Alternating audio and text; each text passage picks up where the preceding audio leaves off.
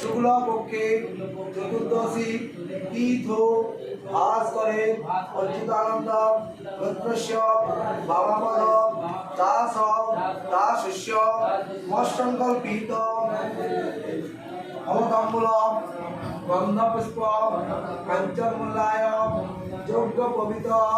বাসাংসি দীক্ষামন্ত্র গহনার্থায়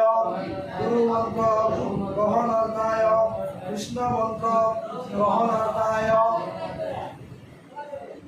গুরুদেবায় বরণায় কর্মাহং করিষ্যামি নমঃ অয়মারম্ভ শুভায় ভবতু নমঃ অয়মারম্ভ শুভায় ভবতু নমঃ